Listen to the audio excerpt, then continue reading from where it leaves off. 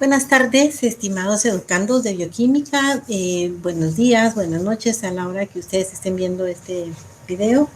El día de hoy les voy a presentar la clase de errores innatos del metabolismo como continuidad de las clases de bioquímica para este siguiente periodo. Entonces, en este momento voy a proceder a presentar. Sean todos bienvenidos.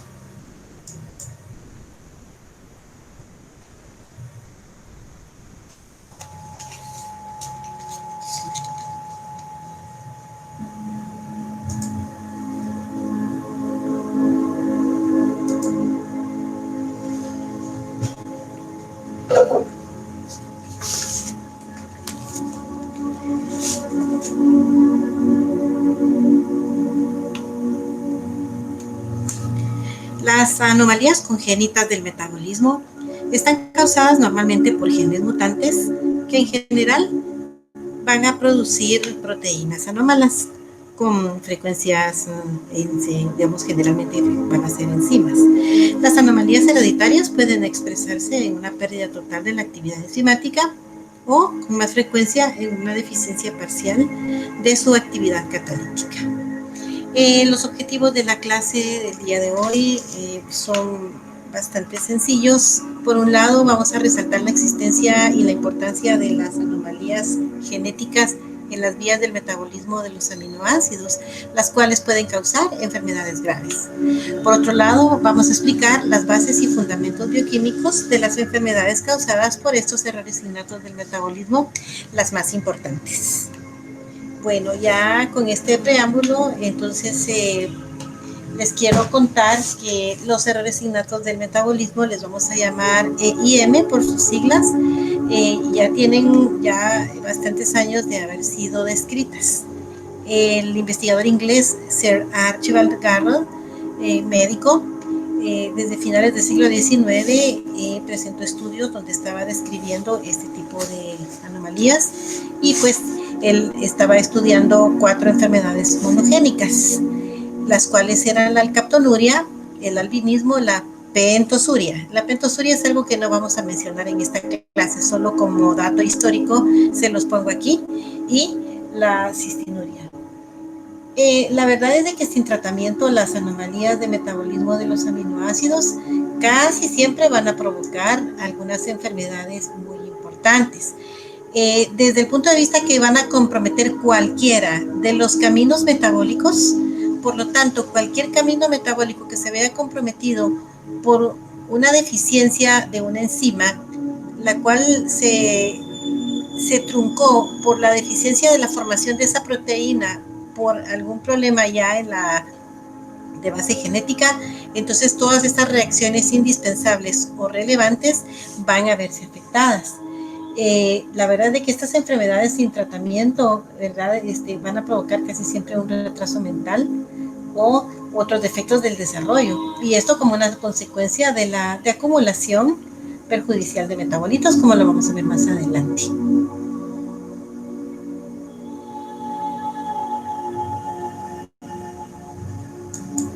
Bien, entonces, la verdad es de que el investigador Archibald Garrod introdujo entonces el concepto de individualidad química.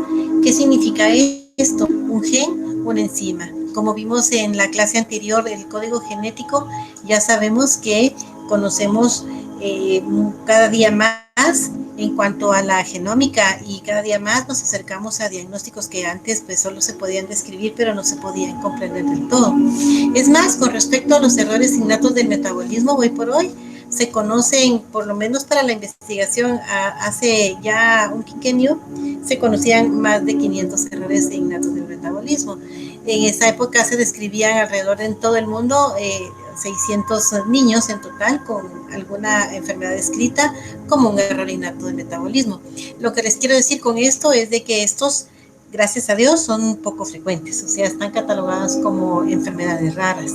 Y la verdad es que aunque se han descrito más de 50 trastornos de este tipo, Entonces, muchos, o sea, la mayoría van a ser raros y su frecuencia va a ser inferior a 1 por cada 250.000 habitantes en la mayoría de poblaciones a nivel mundial, como lo vamos a ver en una gráfica más adelante.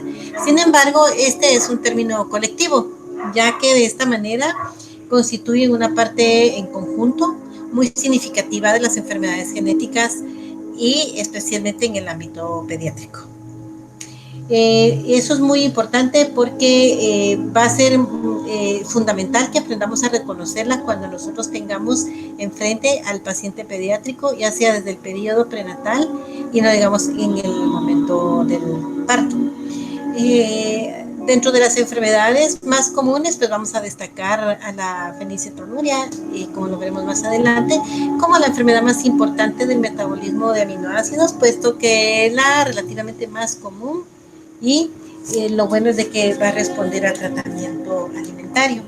Entonces, como es un término colectivo, podríamos decir que la mayoría se hereda de forma autosómica recesiva o en su defecto ligada al cromosoma X. Y Sir Archibald Garrod fue el que estableció este triángulo donde, comprendiendo la genética con sus bases bioquímicas, podemos tener un esclarecimiento clínico más importante para poder abordar a este tipo de pacientes. La verdad es de que esta comprensión que nos brindó este científico investigador es muy importante, puesto que él, les pongo aquí este letrero donde decía que nos hemos concebido a la patología en términos de célula, pero ahora empezamos a pensar en términos de molécula. Entonces él ya tenía estudios de orden molecular, imagínense en esta época. Entonces, las enfermedades génicas, ¿verdad? Sabemos que además de las deficiencias del ciclo de la urea, los defectos específicos en el metabolismo de los esqueletos carbonados de diversos aminoácidos estaban dentro de las primeras enfermedades que se asociaron con patrones simples de herencia, que fue lo que observó el señor Garrod, ¿sí? Entonces, las observaciones del señor Garrod dieron lugar al concepto de las bases genéticas de las enfermedades metabólicas heredadas, que también fueron conocidas como errores innatos del metabolismo. Entonces, ¿qué es una enfermedad genética? Se puede decir que una enfermedad genética pues, es un trastorno que se origina debido a una alteración en un gen, es decir, en la secuencia de ADN. ¿Y qué es esto lo que nos implica? Bueno, pues entonces un gen, una enzima. Si tenemos una alteración en esa secuencia de la cadena de ADN específica que va a codificar para una proteína, significa que la síntesis de esa proteína va a ser anormal. Por ejemplo, una enzima funcional como tal, o un transportador de membrana, o un cofactor específico. Realmente cualquier proteína podría estar afectada en el metabolismo. Y como ustedes van a ver, existen miles de enfermedades genéticas que se están descubriendo más cada día. Esto según referencia actual del recién año 2019. Ahora bien, Garrod consideró varias enfermedades que parecían heredarse con un patrón mendeliano y propuso entonces una correlación entre dichas alteraciones y los genes específicos en que la enfermedad podía ser dominante o recesiva. Entonces, las enfermedades hereditarias son un conjunto de enfermedades genéticas cuya característica principal es su supervivencia de generación en generación, es decir, su perpetuación de generación en generación, transmitiéndose de padres a hijos y así sucesivamente mediante las leyes de la herencia. En general, las enfermedades entonces genéticas hereditarias las podemos definir como toda dolencia causada por un cambio patológico porque viene de una mutación, y una mutación en un momento dado podría ser fisiológico, pero cuando nos conduce una enfermedad se convierte en patológico en el material genético y que es heredable por la descendencia. Al día de hoy se sabe que existen más de 6.000 enfermedades genéticas, de las cuales solo se conocen los genes causantes de aproximadamente 2.000, o sea que se conoce todavía menos del 50%. Y en cuanto a los errores innatos del metabolismo, pues actualmente, según la referencia de su libro, se han identificado unas docenas de errores, no más de 50 errores innatos del metabolismo. Pero lo bueno es de que para muchos de ellos ya se ha identificado el defecto molecular que conlleva. Entonces, de esa manera vamos a revisar estos errores más comunes para establecer las bases bioquímicas. Siempre es bueno indicarles la enfermedad congénita. Esta, cuando hablamos de genéticas hereditarias, también hablamos de errores congénitos o enfermedades congénitas. Y esta no es más que la que se va a manifestar incluso desde antes del nacimiento. Es decir, en útero, ya sea producida por un trastorno que ocurrió durante ese desarrollo embrionario o como consecuencia de un defecto hereditario. En la mayoría de casos se detecta en el momento de nacimiento y de allí su nombre, enfermedad congénita. Bueno, como es parte de nuestros objetivos resaltar la importancia, es decir, el impacto que tiene una enfermedad genética, les puedo decir que alrededor del 40-50% de los abortos espontáneos en el primer trimestre de embarazo tienen anomalías cromosómicas. De estos neonatos con anomalías congénitas, la mitad de ellos son causados por factores genéticos, es decir, como lo hemos venido diciendo anteriormente. Y en la infancia, la mitad de estos, es decir, el 50% de problemas como sorderas, cegueras o dificultad grave para el aprendizaje son debidos a trastornos genéticos. De ahí el impacto que tiene la enfermedad genética en la salud, en la calidad de vida. Y más del 50% de la población adulta, fíjense bien, más del 50% de la población adulta en general va a desarrollar enfermedades determinadas genéticamente. Ya sabemos que la diabetes tiene base genética, el cáncer, enfermedades cardiovasculares, es decir, que su impacto en la vida del ser humano es realmente importante. También les puedo decir que las anomalías cromosómicas, como ustedes pueden ver en esta fotografía, son muy evidentes. Aprendemos a identificarlas cuando estamos conociendo a nuestros pacientitos en estas rotaciones en pediatría, en neonatología. Y es muy importante que le presten atención, por ejemplo, a saber estadísticas. El 1% de recién nacidos vivos van a presentar anomalías cromosómicas de algún tipo. Así que muy pilas tenemos que estar para poder encontrar esas características fenotípicas que nosotros tenemos que ver cuando estamos examinando a un bebé que acaba de nacer. El 2% de los embarazos de mujeres mayores de 35 años, ojo con el reloj biológico, van a presentar también anomalías cromosómicas. Por eso se dice de que alrededor de los 35 en adelante ya hay que tener como más control en los embarazos, porque en una de tantas, de acuerdo a esta estadística, podríamos tener la lotería genética y que nuestro bebé nazca con algún tipo de anomalía cromosómica. Ahora bien, el 50% de los bebés que fueron concebidos y que traían algún tipo de anomalía cromosómica se convierten en abortos espontáneos durante el primer trimestre. Esto nos sirve mucho cuando estamos investigando a estas parejas que pues primerizos, especialmente que han tenido pérdidas. Es muy importante que nosotros establezcamos la posibilidad de que tengamos alguna anomalía cromosómica. Por eso es que hay que estudiar a la pareja, hay que mandarlos con genetista o algún médico que sea doctor en el tema para poder conocer si existe esta posibilidad.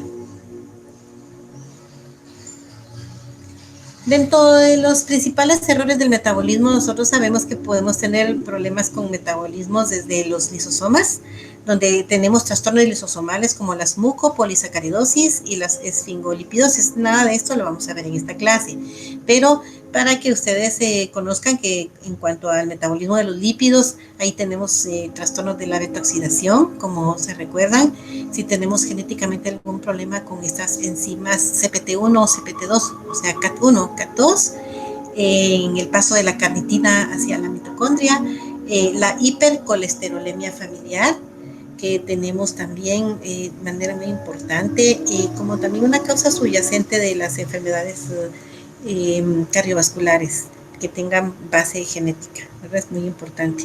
En el caso de los carbohidratos, la galactosemia, la fructosinemia y las glucogenosis que las vimos en el en el bloque pasado, entonces saben que tienen base genética. Y en este caso, nosotros que nos vamos circunscribiendo al metabolismo de las proteínas, sabemos que tenemos trastornos del ciclo de la urea, aminoacidopatías y acidemias orgánicas, que son algunas de las que vamos a tocar el día de hoy. Bueno, entonces, solo algo muy importante, ¿verdad? Que en los recién nacidos, entonces, estas enfermedades de errores innatos del metabolismo, lo importante es que esto es posible detectarlo, especialmente con algunas técnicas especiales, en los cuales también hacemos énfasis en el caso clínico que nos toca resolver esta semana.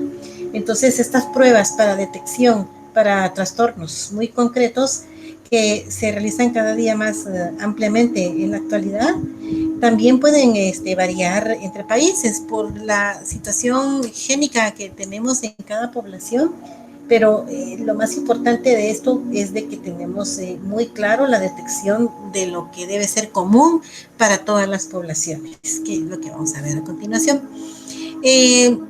Un poquito más de fondo, entonces los errores innatos del metabolismo se originan por un defecto en un gen, como le hemos dicho, ¿verdad? Es decir, una secuencia de nucleótidos a lo largo de la cadena de ADN que codifican para una proteína, que generalmente es una enzima, y que nos van a producir entonces daño en la estructura y función de esa proteína que se habría de codificar. ¿Qué tan severa es la enfermedad? Bueno, antes de eso, recuérdense la definición del gen, la secuencia completa de ácidos nucleicos necesaria para la síntesis de un producto génico funcional. Eso es muy importante. Y que va a incluir todas las secuencias requeridas para la síntesis de un transcrito. Entonces, ¿qué tan severa? Eso va a depender de la importancia de la proteína defectuosa para el metabolismo, puesto que tenemos vías cruciales como la glucólisis, por ejemplo. Imagínense tener truncadas enzimas de la glucólisis, pues la sobrevivencia de esta persona se pone mucho en duda, ¿verdad? Es una situación de veras muy importante. La manifestación de estas enfermedades pueden ir desde muy severas o mortales, de ahí también su importancia. Aunque bien tenemos unas que se manifiestan ya más lograda la vida, incluso en la etapa de la adultez, no significa que estas cuando se presentan en las primeras horas, los días de nacido, sean ahí sí que de vida o muerte. Y bueno, cuando hablamos de problemas en las alteraciones en un gen, pues tenemos que mencionar la mutación, ¿verdad? Que la mutación es la que va a determinar la falla de la enzima en general. Como vimos en la parte de código genético un poquito, si nosotros tenemos aquí en este cuadrito la cadena normal de ADN y aquí tenemos la secuencia de nucleótidos, entonces si nosotros tenemos algún cambio, por ejemplo, en una base individual, sustituimos, por ejemplo, en este caso, citosina por timina, por ejemplo, entonces pues ya no está codificando la misma información. ¿Qué tanta funcionalidad le va a restar o le va a restar a la síntesis de esta proteína o a su función? Eso es lo que va variando en esas enfermedades. Otra mutación es la adición, cuando tenemos nuestra secuencia y se nos duplica una, ¿verdad? Entonces ahí tenemos mutación por adición, o lo contrario, por supresión, que se nos perdió una, ¿verdad? Que no la tenemos y definitivamente esa tripleta nos va a dar cierta información importante en la codificación. Entonces, se podría decir que la alteración genética puede causar que la enzima no se produzca, ya sea que nos quedemos entonces sin producción enzimática, eso es muy severo. Entonces, puede ser que la enzima sí se produzca, pero que se produzca truncada, es decir, que su síntesis quedó a medias, quedó media enzima, que por lo tanto o no es funcional o puede ser medio funcional, eso pues se va viendo con la investigación. O se puede producir de manera completa, pero en cantidades mínimas. Entonces igual su funcionalidad va a estar presente como debe ser, correcta, pero no se alcanza para toda la demanda que pudiera tener en un momento dado, de acuerdo a la vía metabólica a la cual pertenezca. Si la enzima sí se produce, pero tiene defectos estructurales que disminuyen su afinidad por el sustrato, eso va a ser totalmente también importante, ¿verdad? O que al menos modifique su actividad catalítica. De cualquier manera, esta enzima no va a ser eficiente para la demanda metabólica que requiere. Y ustedes saben que el andante es muy dinámico porque el metabolismo es la vida. En este esquema es un resumen de lo que es un error congénito, o sea, innato del metabolismo. Entonces tenemos que empieza todo por una alteración de la estructura del ADN. Esto nos da una alteración de la estructura y función de una proteína, que en este caso es una enzima. Y por lo tanto, si tenemos alterada la función de una enzima, esa vía metabólica está alterada y eso a la célula le altera su función. Y si se altera la función celular, pues estamos alterando la función de órganos y por lo tanto del organismo en sí. Y en este otro esquema tenemos la explicación del mecanismo fisiopatológico de cómo ocurre. Acá tenemos, por ejemplo, nuestra cadena de ADN y aquí ocurre la mutación puntual.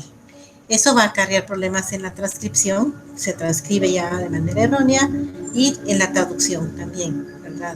Del ARN hacia una determinada enzima. En este ejemplo, por ejemplo, la enzima número 2 fue la que se nos truncó. Y nosotros aquí tenemos una vía metabólica. Aquí tenemos una serie de reacciones, ¿verdad? Que nos van a ir llevando a diferentes productos importantes para el metabolismo. Si nosotros tenemos aquí nuestro compuesto A, entonces si viene la enzima 1, que ahí no pasa nada, viene y se transforma en el producto B. Y aquí tenemos a la enzima 2, que es la que viene truncada, que no está funcionando bien. Entonces, este producto B tendría que convertirse normalmente en un producto C sin ningún problema y continuar la secuencia. Pero como tenemos problema con esta enzima, ocurren dos cosas. Que obviamente no se produzca el producto C, ¿sí? O sea, que nos haga falta este producto C en adelante, ¿sí? Y por otro lado, que que está aquí, que aquí fue producido sin ningún problema en esta etapa anterior, se quede ahí estancado, que se quede sin ser metabolizado. Entonces, el efecto puede venir de dos maneras. Por un lado, que este producto se nos va a acumular. La acumulación de este compuesto por sí mismo puede desencadenar una crisis tóxica en el ambiente celular, pero este producto también, como el metabolismo es dinámico y es muy difícil que el producto se quede durante mucho tiempo a sí mismo, solo él, lo más probable es de que se derive hacia otros subproductos derivados de este mismo producto, es decir, metabolitos. Entonces puede seguir rutas alternas cuyos metabolitos intermedios también van a ser potencialmente tóxicos, ya no solo a nivel celular, sino que el metabolismo global. Ese es uno de los efectos. El otro efecto es el que el bloqueo enzimático, rayas de B para C, nos va a generar un decrecimiento de los productos posteriores en la vía, que estábamos diciendo. Y de no existir entonces una alternativa metabólica para que lleguemos a tener, por ejemplo, un producto E sumamente importante y determinado, si no tenemos algunas otras alternativas, entonces se va a producir una falla en el anabolismo de productos especializados. Es decir, que no vamos a poder construir músculo, colágeno, no vamos a poder sintetizar otras enzimas, otros productos. Entonces esto se vuelve totalmente un problema muy serio en el funcionamiento del organismo. Entonces, todo esto en qué se traduce en el efecto final, que es un estado patológico en el cual tenemos que actuar. Bien, como ya hemos dicho, este tipo de errores se estudia más en el ambiente de la pediatría. La edad de la presentación va a depender de la importancia de la proteína que estaría fallando, en este caso su síntesis y de la severidad del defecto. En algunos casos, el defecto comienza in útero, como habíamos dicho, o inmediatamente después del nacimiento, ¿sí? Entonces, esta parte es muy importante que nosotros, como les decía, tengamos muy claro cuando estemos atendiendo partos, cuando nos toque recibir bebés y tengamos que hacerle su APGAR y todos sus exámenes de inicio a la nueva vida de este nuevo ser. Se dice que entonces en otros casos la acumulación de los metabolitos tóxicos o dañinos pueden ser también lo suficientemente lenta para que no aparezcan en ese momento importante, sino que aparezcan a posteriori. Entonces solo se van a manifestar en la edad adulta como la alcaptonuria, ¿verdad? Cuando se van a dar condiciones del medio ambiente que desencadenen su aparición. Eso sería en este caso el momento cuando aparecieran, dado que este tipo de problemas pueden ser epigenéticos. Pero bueno, hablando de la fisiopatología que veníamos mencionando, ¿verdad? De los mecanismos patogénicos, entonces, de los errores innatos del metabolismo, tenemos que está el sustrato con su enzima, y esto nos debe dar un producto. Si tenemos nuestro sustrato y aquí tenemos con una X marcada, ¿verdad? A nuestra enzima que está truncada, entonces ocurren los dos caminos que habíamos dicho. Exceso en los fluidos, o sea, en los tejidos del sustrato, que de por sí puede ser tóxico. O bien que se lleven a cabo vías metabólicas alternas, que son los subproductos tóxicos. Y ahorita que veamos fenilalanina, fenilcetonuria, nos vamos a poner el ejemplo de cuáles podrían ser esos subproductos tóxicos. Bueno, y por otro lado, la falta del producto, la carencia de productos subsiguientes, pues también es un problema, como por ejemplo en la síntesis de catecolaminas, que se traducen en problemas mentales, que son de los que más se caracterizan ese tipo de problemas. Entonces, en base a esto, las tres consecuencias de los errores innatos del metabolismo podrían ser acúmulo de sustrato, déficit de producto o activación de rutas metabólicas alternativas. Esta puede ser tóxica, esta también puede ser tóxico, y la déficit del producto pues es un déficit importante, sumamente importante. En cuanto a, por ejemplo, si tenemos el caso del albinismo y tenemos acá que está relacionado con la síntesis, con la degradación, más bien dicho, del catabolismo de la tirosina, por ejemplo, la enzima tirosinasa, tenemos algún problema con ella, entonces no podemos tener los siguientes productos, los vamos a tener ausentes, como por ejemplo la melanina. La melanina es la que origina los colores de nuestras características fenotípicas, como la piel, el cabello, los ojos en general. Entonces, si tenemos un déficit de melanina total o incompleto, esos van a ser las características de estos chicos, ¿sí? En este caso el albinismo, ¿verdad? Y tenemos otro tipo de problemas también alrededor que los vamos a ver cuando toquemos directamente el tema del albinismo. Cuando tenemos ausencia de producto, cuando tenemos acumulación del sustrato, en este caso como la galactosemia, entonces este es muy, muy importante de mencionar, porque el daño cerebral, la ceguera por cataratas, la ictericia, la hepatomegalia, las lesiones renales, estas sí comprometen mucho la sobrevida de estos pacientitos. Entonces la acumulación del sustrato se podría decir que es hasta mucho más impactante que la ausencia del producto. Pero como todo va con un equilibrio, depende, dijimos, de la enzima y de la ruta metabólica en la que esté involucrada. Y cuando tenemos el ejemplo de la formación de productos alternos, este es el caso de la fenilcetonuria. Si se dan cuenta, este chico que está aquí no es como es canchito, pero tiene todavía cierta coloración de su cabello, de su piel. Podría tener aspectos parecidos como fotofobia en un momento dado, pero en este caso entonces los productos alternos es cuando nos falta, en este caso, la fenilalanina hidroxilasa, que tendría que pasarnos de fenilalanina a tirosina, y acá entonces no tenemos tirosina, pero el proceso aquí importante es de que la fenilalanina se descompone, por así decirlo, en otros subproductos, en otros metabolitos, y uno de ellos es el ácido fenilpirúvico. También está la feniletanolamina, pero el ácido fenilpirúvico es muy importante porque ese es el más tóxico de los metabolitos que se derivan de la acumulación de fenilalanina. Y entonces, como dijo mi pobre angelito, ¿verdad? Este chico era tan blanco, pero no es necesariamente fenilcetonúrico. En fin. En cuanto a la parte que hablábamos de que los errores innatos del metabolismo están catalogados como, gracias a Dios, como enfermedades raras. Su libro de Harvey Ferrier les pone esta ejemplificación de del comportamiento epidemiológico de las enfermedades.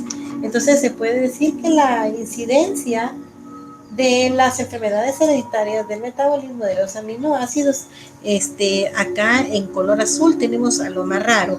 Dentro de lo más raro podríamos tener estas que están aquí, la cistinosis con un rango muy arribita del 0.01 sobre acá incidencia es por 100,000, ¿verdad? En la enfermedad por orina en jarabe de maple, la cistationuria, la alcaptonuria, la homocistinuria, todas esas son las más raras de todas.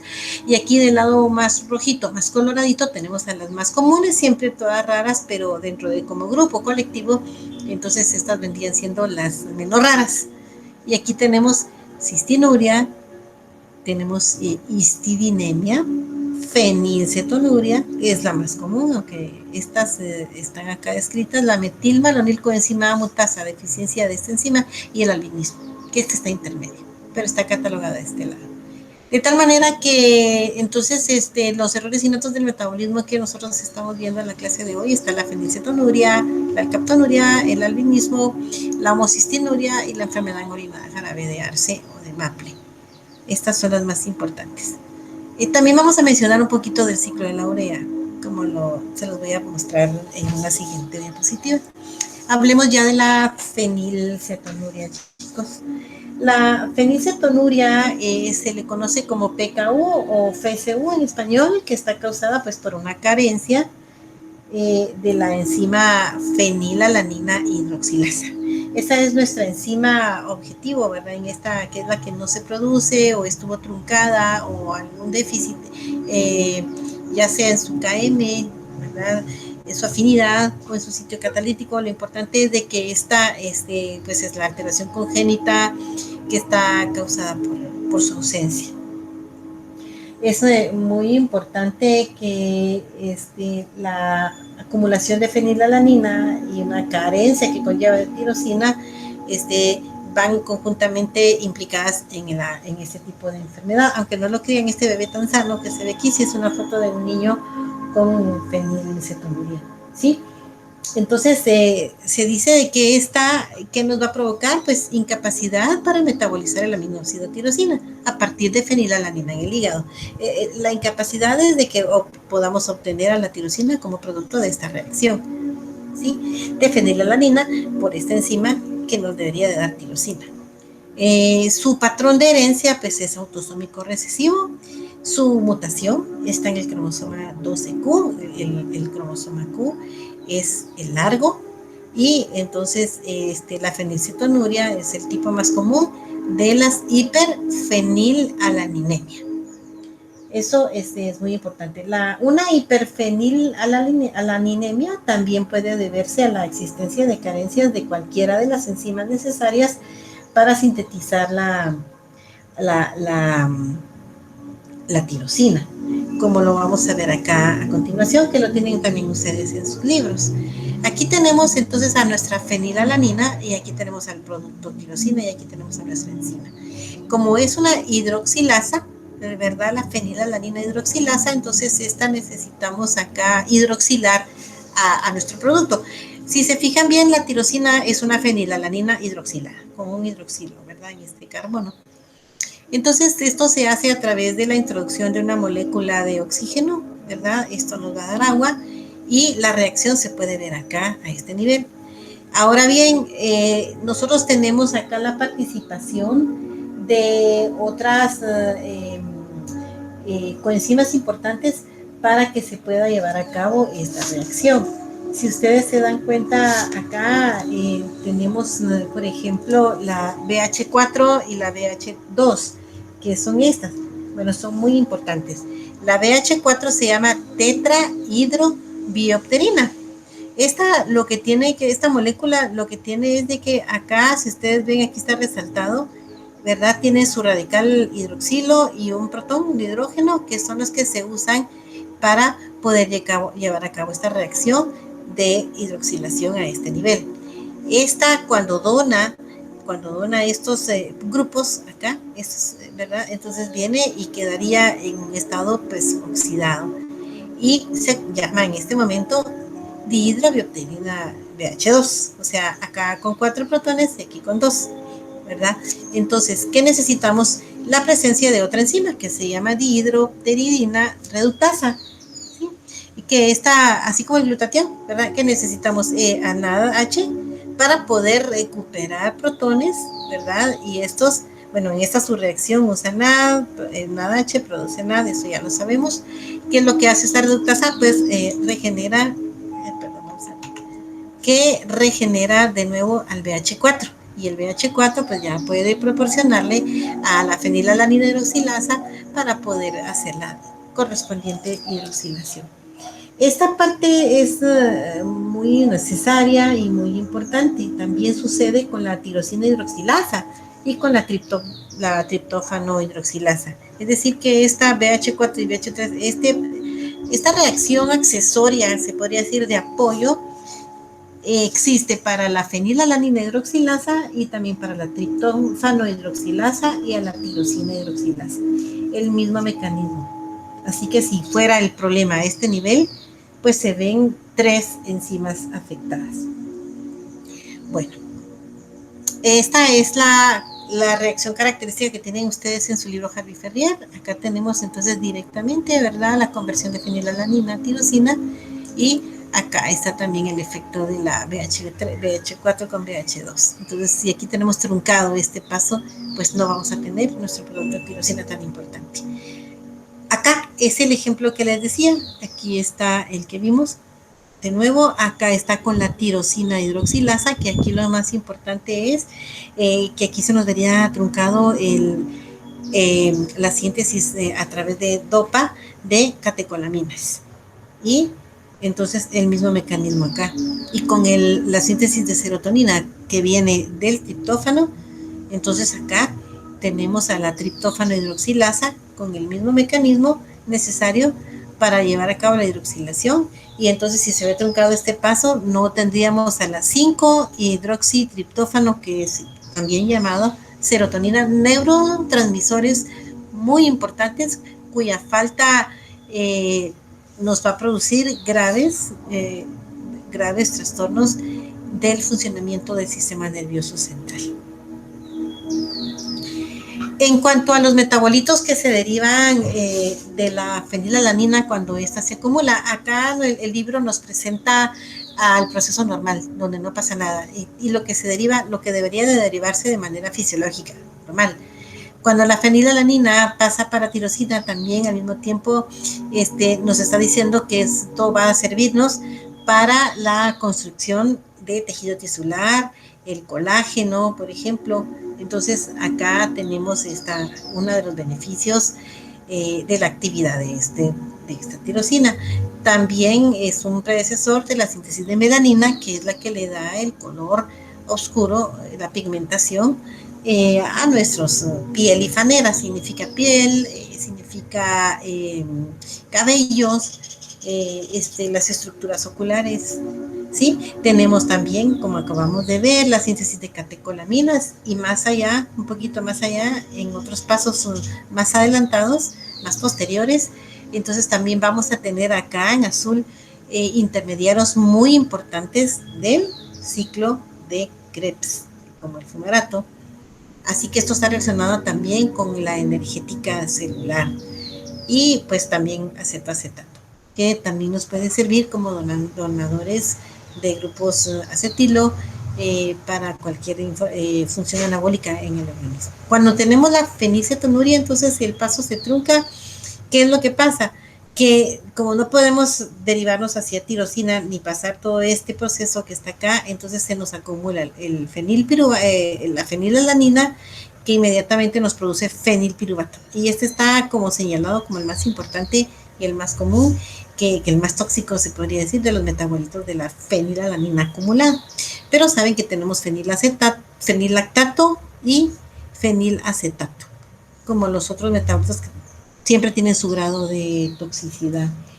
Generalmente entonces la fenilalanina elevada está tanto en plasma como en la orina. Y estos también los vamos a encontrar muy elevados al examinar pacientitos eh, con una fenilcetonuria ya puntual, bien establecida. Estos metabolitos entonces le van a conferir a la orina un olor a moho muy especial que es muy característico. Entonces, estos que están acá, la presencia de estos en orina nos ayudan con el diagnóstico para poder identificar que se podría tratar de una fenilcetonuria. Y esto se da básicamente por la presencia de fenilcetona. Si se dan cuenta, todos estos, la fenilalanina es un aminoácido, pero se descompone en sus alfa-acetoácidos. Entonces, el piruvato, el lactato y los acetatos son eh, cetoácidos, que son los que nos van a provocar ese tipo de toxicidad, desde una acidosis hasta una toxicidad más marcada, que en el sistema nervioso central nos van a provocar retraso mental, dificultad para andar o para hablar, niños que van a convulsionar, niños hiperactivos, niños que presentan temblores, microcefalia, retraso del crecimiento, y son síntomas muy característicos de la fenilcetonuria.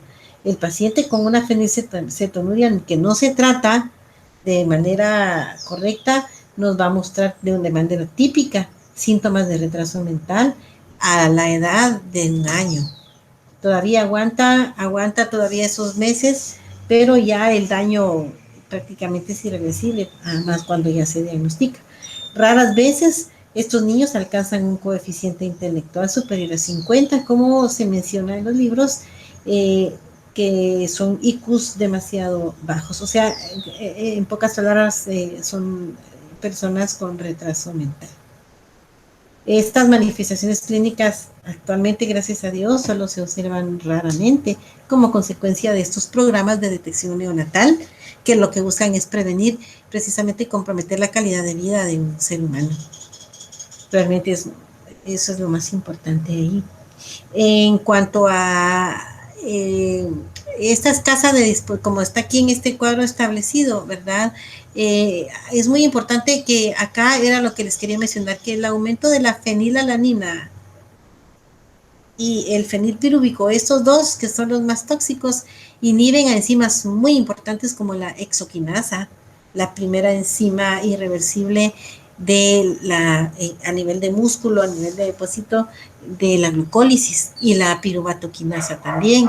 Esas enzimas, imagínense si están alteradas con el metabolismo de la glucosa, que es el metabolismo intermedio tan importante, nos va a disminuir un aporte energético, especialmente al cerebro. Entonces tenemos no solo la toxicidad de esto, sino que también la hipoglicemia cerebral, que todo eso contribuye a que estas personas pues tengan esas características del sistema nervioso central. También se puede competir con otros aminoácidos, se dice, en el transporte a través de la barrera hematoencefálica. ¿A qué va a dar lugar esto? A agotamiento de otros metabolitos muy imprescindibles, como por ejemplo la tirosina. Y la tirosina es importante para síntesis de proteínas neurotransmisoras en el cerebro. Por eso tenemos una lesión cerebral irreversible, un retraso mental con un índice de cociente intelectual sumamente bajo. ¿Sí? Aquí están los porcentajes. Entre más retraso mental, obviamente el IQ va a ser menor. El porcentaje más que todo es de efectos a nivel del sistema nervioso central, y este porcentaje pues se debe a digamos que tanto tenga o no tenga presente esta característica de la persona.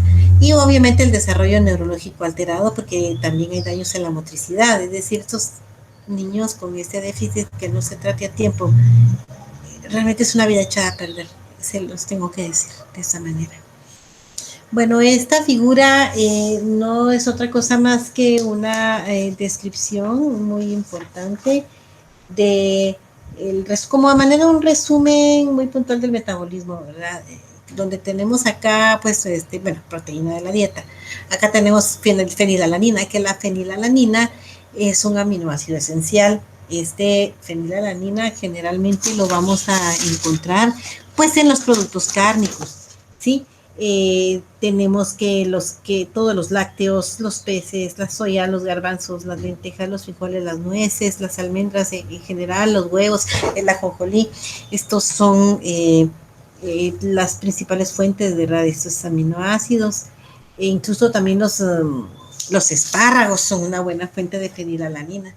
Entonces, cuando nosotros lo tenemos de la dieta, esto es un aminoácido esencial. Eh, si nosotros tenemos problema y no podemos, entonces, cuando tenemos fenilcetonuria, ¿qué manejos tenemos que tomar en cuenta? Primero que tenemos que restringir la dieta de fuentes de fenilalanina. Por eso cuando ustedes ven y se destapan una Coca-Cola y miran ahí, precaución, contiene fenilalanina porque está presente en el aspartame, que el aspartame es el endulcorante de las bebidas light. Entonces dan la llamada, por eso la etiqueta es muy importante que la leamos para que ellos nos hacen la advertencia si tiene o no tiene fenilalanina, asumiendo que una persona que está tratada apropiadamente y fue tratada en la edad oportuna, pues tiene la sobrevivencia pues muy buena, pero que no puede exagerar en un aporte de este aminoácido porque no tenemos la capacidad enzimática para hacernos cargo de una carga tan grande. Y el aminoácido tirosina se nos vuelve esencial cuando tenemos fenilcetonuria, porque la necesitamos sintetizar. Como no podemos sintetizarla, deberíamos de sintetizarlo. Este no es esencial originalmente, gracias a que tenemos a la ingesta de fenilalanina, pero si esto se trunca, entonces nosotros tenemos que suplementar también con tirosina para tratar a nuestro paciente apropiadamente. Y bueno, si tenemos truncado acá a la tirosina hidroxilasa, entonces ya habíamos dicho que los tres efectos importantes es la hipopigmentación, porque no vamos a tener melanina, acá no vamos a tener síntesis de proteínas en general que nos van a provocar alteraciones de crecimiento, y acá dopamina, ¿verdad? Que es muy importante para la síntesis de catecolaminas, y por lo tanto vamos a tener como consecuencia alteraciones neuropsiquiátricas. Y bien, en resumen, la fenilcetonuria entonces, ¿verdad? Es el error más frecuente de los errores innatos del metabolismo, ¿sí? La enzima que está deficiente es la fenilalanina hidroxilasa, ¿sí? Que provoca entonces la deficiencia de esta enzima, una acumulación de fenilalanina con una ausencia de tirosina. Y ya dijimos que los síntomas son estos bebés recién nacidos que desde entradita vomitan, convulsionan, la piel está rara, como escamosa, ese olor en su pipí que la va especialmente, qué raro huele. El olor es exactamente como un trapo de cocina o como un trapeador. Si ustedes se toman la tarea de ir a buscar a su cocina o a su patio húmedo, ¿verdad? Un trapeador húmedo, entonces ese olor característico es similar al de la fenilcetonuria. Hay sudor, está ese niño con esa facie, con esa hipotonía, con esa falta de actividad, que ustedes van a poder detectar ese retraso con el que ya tiene un niño, la tez más clara, cabello rubio totalmente. Entonces ese tipo de situaciones las tenemos que tomar en cuenta. Se dice que el síndrome de fenilcetonuria materna, si alguna mujer logró sobrevivir con un tratamiento adecuado y se embaraza, pero suspende el tratamiento correcto, que es de por vida, de fenilcetonuria, entonces si llegara a quedar embarazada, ese bebé está condenado a tener microcefalia, retraso, anomalías cardíacas, generalmente no sobreviven en el embarazo. Entonces el diagnóstico se hace midiendo niveles de fenilalanina en sangre, especialmente a las 48 horas o después. Antes no, ¿por qué? Porque la placenta estuvo supliendo, en este caso, enzima y producto y tirosina al bebé. Entonces, cuando ya esto se depura, cuando esto ya se aclara, entonces ya empieza el déficit. Por eso que a las 48 horas es que tenemos que hacer esta medición, que se mide ácido fenilpirúvico en orina. Y estudios genéticos, como por ejemplo investigar sobre la mutación en el cromosoma 12Q. ¿Qué hacemos? Al tener el diagnóstico inmediatamente con todas las características, entonces tenemos que iniciarle la dieta, que debe de ser de 7 a 10 días de vida, a los 7 a 10 días de vida más tardar para evitar daño neurológico. Esa es la parte más importante.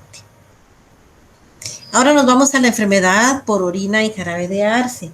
A partir de aquí son más cortas lo que se dice sobre cada problema, porque el fenilcetonúria es el que tenemos más datos.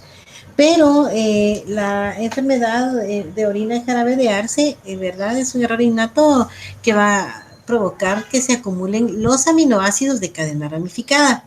¿Cuáles son estos? La leucina, la isoleucina y la valina. Esto ocasiona un daño cerebral grave. Este sí es mucho más grave que la fenilcetonuria, ¿sí? Es autosómico recesivo, es básicamente un proceso que se puede diagnosticar también muy fácilmente en esos momentos para poder investigar la deficiencia de la enzima. ¿Cuál es la enzima? Es el complejo multienzimático deshidrogenasa de aminoácidos de cadena ramificada. Es un nombre bastante largo, pero nosotros sabemos que es un complejo multienzimático, ¿verdad? Y que obviamente es deshidrogenasa, muy parecido al de la descarboxilación oxidativa del piruvato, porque eso es lo que hace una descarboxilación oxidativa. Es un paso irreversible, usan las mismísimas coenzimas que hemos visto que estos complejos multienzimáticos de descarboxilación oxidativa conllevan. Entonces eso es muy importante que lo tengamos claro. Entonces, esos aminoácidos de cadena ramificada, esta leucina, isoleucina y valina, se van degradando por una vía metabólica común en sus primeros pasos. Aquí los tenemos y en su primer paso tenemos, como son aminoácidos, ustedes saben, aquí tienen su grupo amino. El primer paso entonces es una transaminación.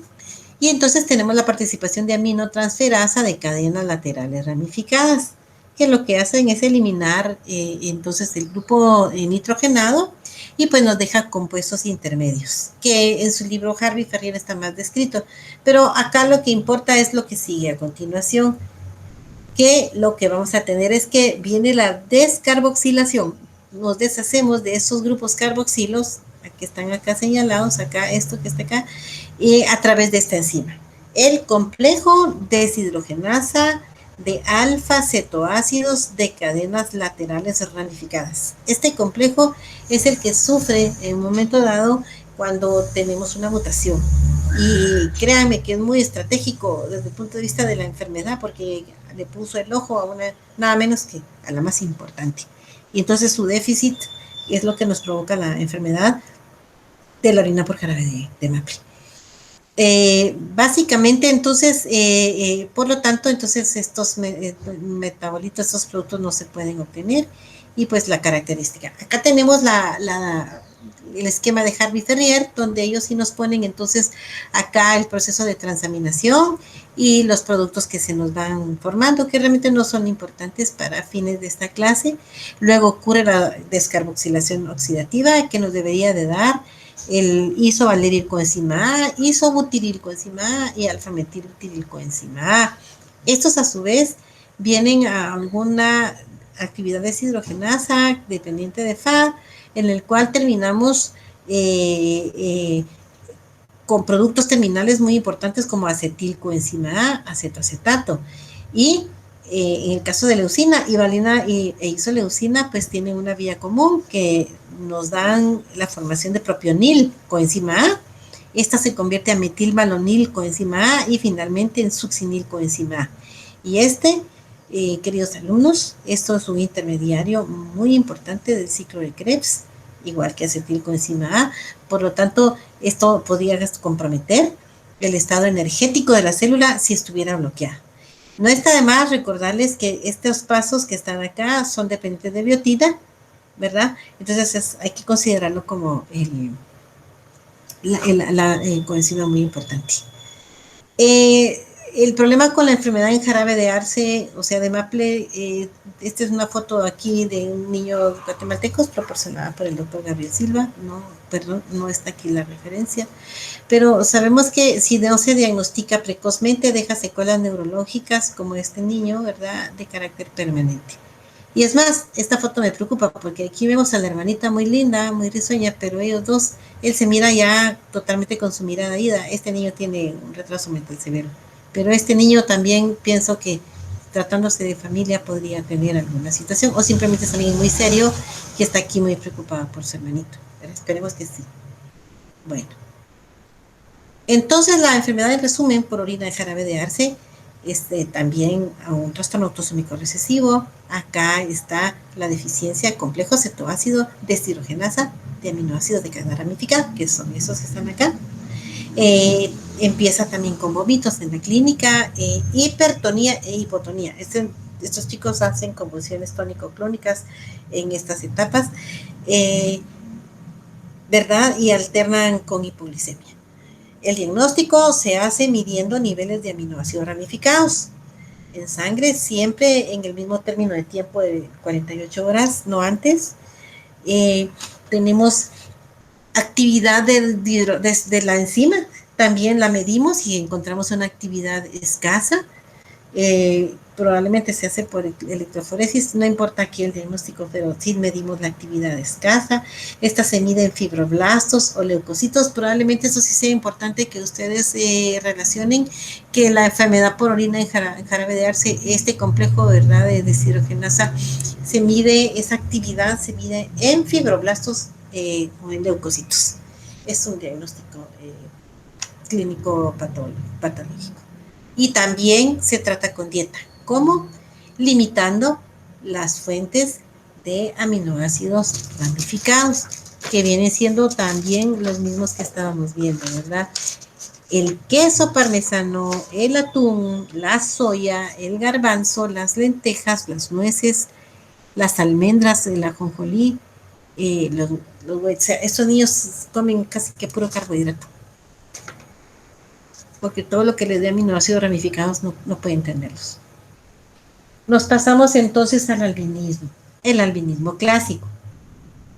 Este abarca un grupo de estados en los que la anomalía está en el metabolismo de la tirosina, como hemos venido viendo, que va a provocar una producción deficitaria de melanina.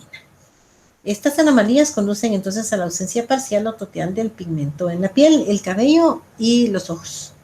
Y el albinismo pues se presenta en diferentes formas y se puede heredar de varias maneras. Autosómico recesivo, ¿verdad?, que es prácticamente el modo total, o autosómico dominante o ligado al cromosoma X. Este es el único que se puede presentar en diferentes formas. Este albinismo generalmente también se le llama oculocutáneo o tirosinasa negativo, pues porque como no tenemos a la enzima, entonces la consecuencia, esto es consecuencia de tirosinasa, que va a requerir, dicho sea paso, es una enzima que requiere cobre y que causa la ausencia total de pigmento, y por eso esa característica especial, ¿sí? Los pacientes que van a presentar este problema tienen graves defectos visuales, totalmente no soportan la luz. Son unos ojos, ellos solo pueden salir de noche, no pueden tener luzazos, o sea, no pueden aguantar la luz del sol. Aparte son más pálidos todavía porque no les puede dar la luz del sol a menos que se cubran los ojos. Sí, entonces, ¿cómo se llama la alteración bioquímica que tiene el albinismo? Deficiencia de tirosinasa, ¿verdad? ¿Para qué es importante? Para síntesis de melanina. Las características clínicas, entonces, falta de pigmentos, ¿verdad? Su cabello totalmente blanco, se podría decir. El iris, si no va de este color rojizo, viene totalmente pálido. Se puede ver el fondo de ojo, incluso de acá, ¿sí? Que tampoco hay pigmento. Poca tolerancia al sol, estrabismo, que es cuando se mueven los ojos de manera incontrolada de un lado a otro, nistagmos, que es lo parecido, y obviamente problemas de ceguera. Entonces, acá tenemos la reacción de fenilalanina para tirosina y la enzima, en este caso que tenemos acá, aquí está la fenilalanina hidroxilasa. Acá tenemos la misma reacción, pero ya tenemos que, si este no es el déficit, tenemos tirosina, pero entonces tenemos la tiroxina hidroxilasa, que si no es esta la del problema, puede ser esta. Y Ya sabemos que si tenemos a cualquiera de estas truncadas, pues no se puede dar, no se continúa la secuencia de reacciones. Y en este caso acá, de dopa, ¿verdad? A través de la enzima tirosinasa, que es la deficiente, entonces no tendríamos melanina. Y bueno, eso es en cuanto al albinismo, la verdad. Ahora, pues en cuanto a los trastornos de ciclo de la urea, autosómico recesivo, con excepción de la deficiencia de la ornitina transcarbamilasa, que es el primer paso del ciclo de la urea, que esta sí está ligada a cromosoma X, mucho ojo porque se haría la diferencia y que pueden preguntarles en el examen. ¿Cuál es la enzima que está aquí alterada? Pues fíjense que todas, cualquiera, bueno, puede decir cualquiera de las enzimas, no todas al mismo tiempo, sino que todas son susceptibles a poder, pues susceptibles a que sufran una mutación. Entonces, ¿qué tenemos acá si tenemos un bloqueo con el ciclo de la urea? Bueno, pues vamos a tener por un lado intolerancia a la proteína, pues porque se acumula amoníaco, nos va a provocar hiperamonemia. Sí, esto es grave, esto sí es importante porque es sumamente tóxico el amonio y por eso nos da encefalopatía amoniacal. Inmediatamente estos pacientes deliran, tienen crisis de desconocen a las personas, miran cosas. Entonces, estas encefalopatías amoniacales son similares a las que les dan a los pacientes con intoxicación alcohólica, ¿verdad? Donde está totalmente alterada su percepción. El tratamiento siempre va encaminado a la dieta y en el tratamiento sintomático, pero esto sí se ve más detalladamente más adelante. Acá entonces tenemos al ciclo de la urea como recordatorio. Aquí vamos a tener a nuestros productos importantes. Acá tenemos a las enfermedades en sí y en los números tenemos a las enzimas que están implicadas. El ciclo de la urea tiene 5 enzimas importantes y entonces tenemos que si la enzima carbamidil fosfato sintetasa es la que estaría alterada, en este caso el arranque del ciclo, entonces acá pues no tendríamos producción de carbamidil fosfato. Y tendríamos entonces, se llama la enfermedad deficiencia de carbamidil fosfato sintasa. Si más adelante el problema está con la enzima ornitina transcarbamilasa, que esto es mitocondria, entonces aquí no tendríamos formación de citrulina y la enfermedad sería la deficiencia de ornitina transcarbamilasa. Si continuamos acá, en este otro paso de citrulina, que según el aspartato, sí, bueno, y ATP, entonces nos debería de dar argininosuccinato. La enzima que estaría fallando aquí sería la argininosuccinato sintetasa, sí, ya a nivel de citosol, y la enfermedad se llamaría citrulinemia porque estaría la citrulina acumulándose. Continuamos acá entonces con el paso 4. En este paso 4 el producto vendría siendo arginina, ¿sí? Y la enzima sería la argininosuccinasa. Y en este caso la enfermedad sería aciduria argininosuccínica. Y por último tenemos a la enzima arginasa, ¿verdad? Donde la arginina estaría acumulándose y aquí necesitaríamos producir urea y ornitina, ¿verdad? Que es lo que debería de ser. Y si estuviera truncada esta enzima, entonces tendríamos hiperargininemia. Ese sería el problema. Bueno, entonces en el ciclo de la urea tenemos que si aquí tenemos los aminoácidos que vienen, que deben de ser metabolizados, aquí tenemos el amoníaco que es tóxico, todo estaría bien formando urea, el trayecto normal, ¿verdad? Presentes, todo bien, no pasaría nada, pero si tenemos algún problema con la enzima, entonces cualquiera de las enzimas, entonces las que falten, ¿verdad? Estaríamos provocando acumulación de amoníaco hasta niveles tóxicos y obviamente no tendríamos producción de urea, sin doble toxicidad. Bien, pasamos a la homocistinuria y esta, pues acá la enzima que está deficiente es la cistationina beta sintasa. Como siempre, autosómico recesivo. ¿Qué tenemos aquí? Aumento de la concentración de homocisteína en la sangre. La homocisteína, entonces, de hecho, también dentro de sí es un término colectivo, no es única, ¿verdad? Hay varios trastornos que implican defectos en el metabolismo de la homocisteína. Pero las enfermedades que se heredan también de autosómica recesiva, entonces se van a caracterizar por altos niveles de esta, no solo de homocisteína, sino que también de metionina, que sería el siguiente paso en otro proceso. Aquí vemos el paso en este esquema el paso de homocisteína para cistationina, y claro, porque la cistatonina beta sintasa la tenemos, pero antes de homocisteína también tenemos entonces el parametionina, como lo vamos a ver más adelante. Entonces ambas estaríamos teniendo problemas, ¿sí? Tendríamos entonces acumulación de homocisteína y de metionina. Ahora también tendríamos bajos niveles de cisteína, ¿verdad? En plasma y en orina. La causa, entonces, ya sabemos, es la deficiencia de esta enzima. Creo que las personas, ahorita vamos a ver características importantes de esta enfermedad. Estas personas tienen lujación del cristalino, lo cual se le llama ectopía lentis, lo vamos a ver ahorita en la siguiente diapositiva. Los niños tienen retraso mental, siempre bajo el mismo mecanismo, el hábito marfanoide, que es el síndrome de Marfan, que es la mujer, el hombre de hule, que pueden doblar los dedos hasta niveles extremos. Obviamente tenemos problemas para el desarrollo mineral óseo, o sea, habría osteoporosis, trombosis vasculares y aterosclerosis prematura. Entonces, la ectopía lentis no es nada más que la dislocación del cristalino que da problemas de agudeza visual porque se mueve la lente. Y entonces eso, aparte de incómodo, pues no permite una buena visión. Esa sería la parte importante acá. Y aquí, pues únicamente para que ustedes vean que la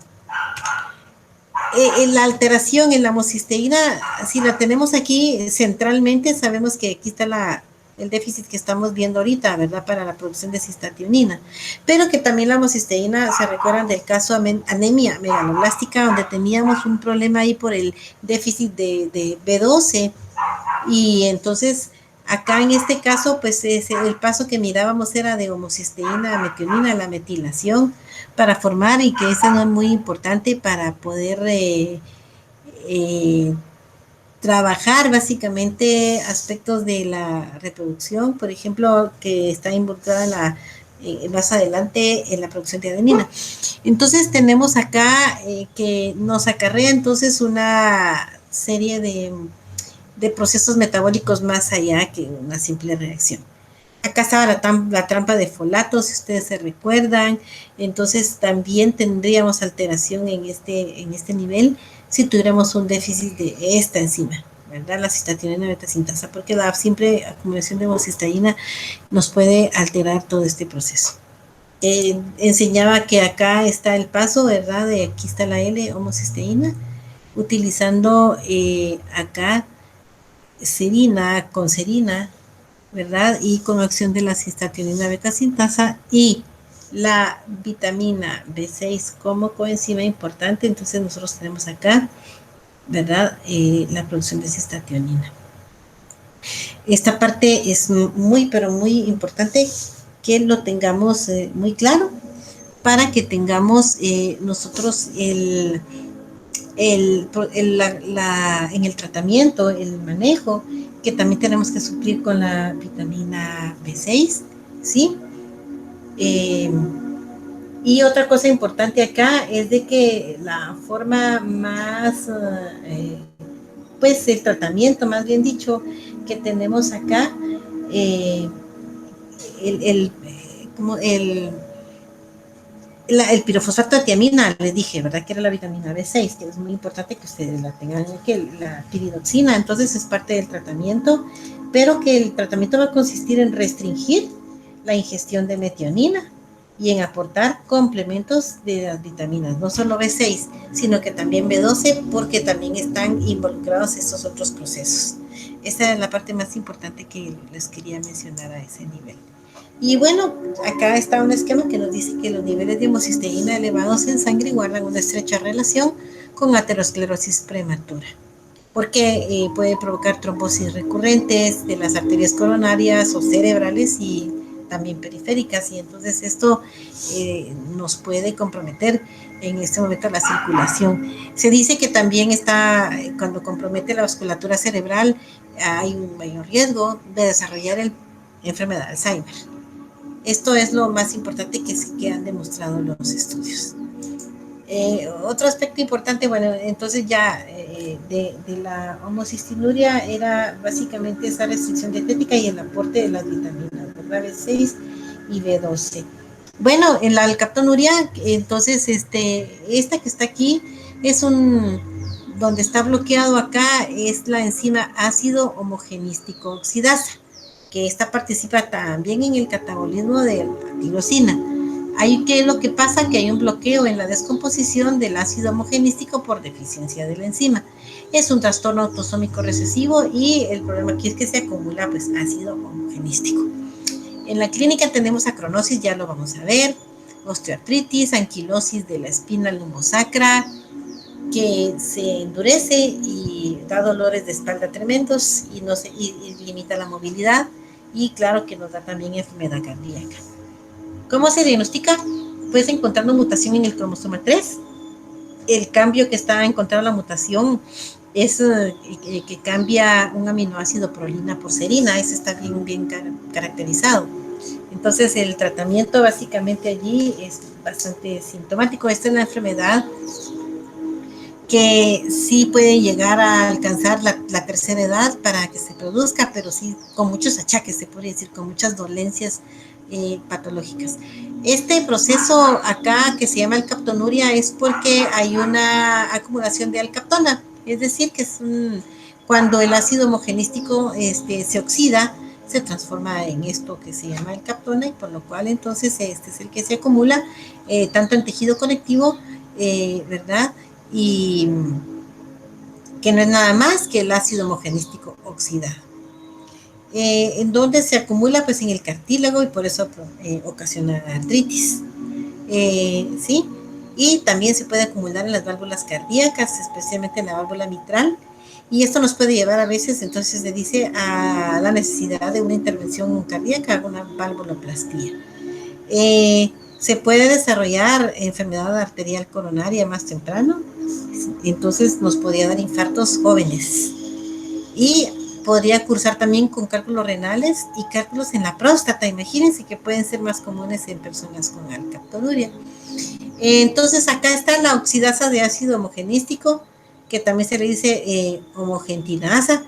Este es el paso bloqueado para pasar de ácido homogenístico, que ya de por sí se le llama el cartón, hacia ácido valenil acetoacético, que por lo tanto nos convierte en ácido fumaril acetoacético, y luego en fumarato, en acetato, y acá entraríamos a la ciclo de Krebs, y así sería la continuidad de este proceso, que se vería truncado si nos falta esta oxidasa de ácido homogenístico. Estas son las manchas oscuras, ¿verdad?, que nos proporciona la alcaptona, que ahí está pues oxidada. Su libro les pone el esquema que acá, si lo ponemos en una orina, ¿verdad?, esto automáticamente ya estando ahí sí que en reposo, entonces empieza a oxidar y empieza a acumularse, en este caso en la superficie, y aquí está ya totalmente todo oxidadísimo. Y esta es la anquilosis de la columna vertebral lumbosacra, que esto lo anquilosa, es decir, es como que si sirviera de pegamento, lo que hace que esto se vuelva una espalda muy dolorosa y que pierda su movilidad. Se ha visto que también hay alcaptonas, o sea, manchas de color azulado a nivel de las orejas, a lo cual se le llama ocronosis. También se le puede llamar ocronosis a este nivel. Bueno, con esto vamos terminando. Solo quiero darles unos pequeños apuntes sobre lo del diagnóstico, que eso sería pues lo más importante, y que también lo vamos a tocar en el tema de discusión de caso clínico. Las pruebas menores que pueden orientar el diagnóstico, en este caso específico para la cistatonina beta sintasa, bajo sospecha clínica, ¿verdad?, es el estudio bioquímico. Acá tenemos el estudio bioquímico, tanto en orina como en sangre, y el estudio genético, en donde vamos a ver las mutaciones. Y en el estudio bioquímico patológico se podría decir, donde vamos a medir en leucocitos o fibroblastos la actividad disminuida de la enzima, la presencia de homocisteína y de ácido metilmalónico en orina y la presencia de homocisteína y metionina y cisteína en valores altos a nivel de sangre. Otros parámetros son en la orina. Este es un reporte de orina estándar donde tenemos que medir el olor. Ya saben que el olor es muy importante en estos problemas con déficit de la alteración en el metabolismo de aminoácidos. Tienen olores característicos, colores, presencia de cuerpos cetónicos, su pH, ¿verdad? Toda esta parte es muy importante en los diagnósticos de estas enfermedades, y aquí está toda la gama de parámetros que se miden a nivel de sangre. Entonces, esta parte, ¿verdad? Cuando hablamos del olor de la orina, ustedes tienen que aprender a sentirlo, sí tienen que aprenderlo, porque los médicos tenemos que saber eso, no solo los biólogos, los químicos biólogos o los técnicos de laboratorio. Bueno, entonces ya saben, un olor dulce de la orina como a frutas puede ser el de diabetes, la cual no está necesariamente controlada, o una enfermedad rara del metabolismo como la cetoaciduria, o la enfermedad de la orina con olor a jarabe de arce, o sea, miel de maple, ¿sí? Ahora, otras razones por las cuales la orina huele mal se produce, dice, cuando el cuerpo no logra absorber la metionina, ¿verdad? Este aminoácido, y esto da lugar a que se absorba de una mala manera y provoque mal olor. Esto es un olor similar a una infección por levaduras. Las infecciones por levaduras tienen un olor más o menos como a queso rancio, ¿sí? Con un poco de aminas, con un poquito como de pescado, pero no al puro pescado, sino como aquel olor a carro donde quedó pescado, ¿me entienden? Como el olor al puerto, cuando ya ni nos acordamos de eso, como va el tiempo, pero es un olor de pescado como crudo, ¿no? Como vivo. Ahora, si la orina emana un olor a humedad, ojo, la causa más probable podría ser fenilcetonuria, un trastorno que se dice que entonces nos va a dar un olor como a ese trapo que les digo yo de la cocina, de un trapeador húmedo. Acá tenemos unos olores inusuales, ¿verdad? De acuerdo con la enfermedad. Dijimos que si es la orina en jarabe de arce, pues olor a miel de maple, azúcar morena, ese no nos cuesta. Si ustedes hacen el ejercicio en su casa, quiero que vayan a oler su miel de maple si tienen, o azúcar morena, ¿verdad? La huelen y entonces se pueden imaginar una orina de un paciente con esta enfermedad. Si tenemos un paciente con fenilcetonuria, vayan y busquen un ratón, lo mojan y lo huelen. Es el famoso olor a moho. Pero ya les dije, un trapo de cocina, un trapeador húmedo. Y con eso, por favor, hagan el ejercicio. No saben lo importante que es que ustedes se familiaricen con otro tipo de olores que pueden ayudarles y afinar ese olfato. La acidemia isovalérica, es decir, la de los ácidos, los aminoácidos de cadena ramificada, dan un olor a queso, pero a queso rancio. O a sudor de pies, no les va a costar realmente el diagnóstico, porque basta que se quiten ahorita el zapato y ustedes pueden sentirlo. Bueno, eso es broma. Hipermetionemia, esto con metionina, ¿verdad? Esto es como un olor a mantequilla rancia, mantequilla, o sea, un olor rancio. Tienen que oler el olor de la rancidez, y eso solo lo consiguen con un lácteo. Así que si ustedes pueden acumular ahí en la refri un pedacito y olerlo con el tiempo a que se ponga rancio, pues eso es importante. O repollo podrido. Si es un olor fuerte, es un olor obviamente de podredumbre, de vegetal. Para mí el olor más feo es el de la papa podrida, pero el del repollo sería el que sí, es un olor fuerte, ¿sí? Y el de la tirosinemia, que puramente pescado descompuesto. Así que definitivamente esto sí sucede. Yo conozco los olores en el transcurso de la vida, uno se va a enfrentar y lo va a sentir, así que desde ya afinen sus olfatos, especialmente el del ratón mojado. Bueno, En cuanto a los neonatos con este tipo de problemas, solo sabemos que esta es la fascia, ese es un chico hipotónico, totalmente se les miran sus fascias, su frente amplia, su micrognatia, o sea, la mandíbula pequeña, sus ojos, ¿verdad? La separación, eso es muy importante. Estos niños pueden estar haciendo apneas, o sea que se les entrecorta la respiración, hacen clonías, o sea, pueden convulsionar o movimientos extraños. Pues la parte de los laboratorios no importa acá porque eso pues acá no estamos tratando, ¿verdad? Pero pues más adelante ustedes van a aprender a revisar su cerebro, calcificaciones en los puntos de epífisis de los pacientes, pero bueno, lo más importante era que vieran acá estas fases. Entonces, el tamizaje, ¿verdad? Estas diapositivas que nos quedan solo es para ver el tamizaje, chicos, que el tamizaje neonatal es un panel que se hace, puede ser de 6 o más pruebas. ¿Para qué sirve? Para detectar los errores innatos del metabolismo.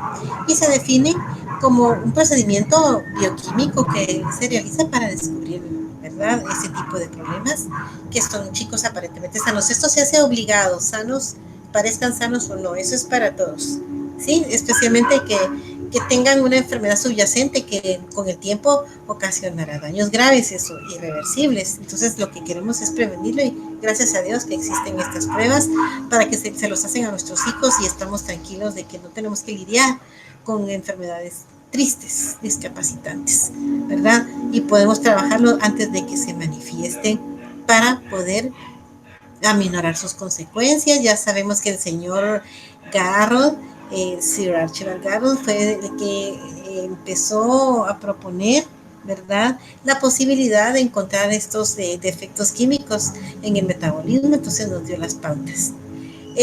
Vamos a encontrar que vamos a estudiar en eso también neonatal el hipotiroidismo congénito, la fenicetonuria, la galactosemia, la hiperplasia suprarrenal, todos estos dan discapacidad intelectual, ¿verdad? Algunos pues muerte precoz. Aquí tenemos todas las demás enfermedades que hemos estado viendo, que son las que se detectan en estos paneles. Sí, entonces todos esos se hacen en los hospitales de rutina.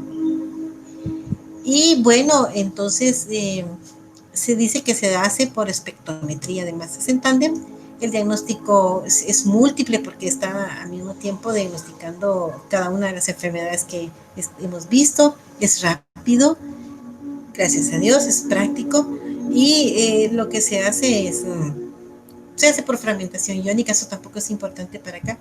Solo es un conocimiento general para que ustedes sepan, ¿verdad? Cómo se hace cuando miren haciendo esto, dicen, están haciendo el tamizaje, están viendo que este bebé no tenga errores innatos del metabolismo. Cuando ustedes le tengan que explicar a las mamás de sus pacientitos, les van a preguntar más de alguna vez, y doctor, ¿y eso qué es? Es para ver que su bebé no traiga ninguna enfermedad heredada o ningún error innato del metabolismo. Ustedes pueden ser muy explícitos con su paciente, ¿verdad? Y bueno, finalmente entonces ya saben su esquema de Harvey-Ferrier, que es muy bueno para que ustedes puedan hacer su mapa conceptual para poder ir aprendiendo las partes más importantes. Entonces nos recordamos que los errores innatos del metabolismo están caracterizados pues por familias de anomalías en las enzimas del metabolismo de los aminoácidos que pueden, gracias a Dios, ser detectados en neonatos de forma oportuna. Esto está causado por mutaciones puntuales. Esto puede llevarnos pues a una enzima parcial o totalmente inactiva, que es lo que nos puede provocar una acumulación de un sustrato o deficiencia de un producto por la enzima defectuosa, y que por lo tanto esto nos va a provocar trastornos en el metabolismo, especialmente a nivel del sistema nervioso central, y que esto nos puede conducir a problemas de retraso mental, convulsiones y efectos a este nivel. Generalmente son heredadas, ¿verdad? Hemos dicho, son recesivas, heterocigotos, generalmente no muestran síntomas, pues sí son monogénicas.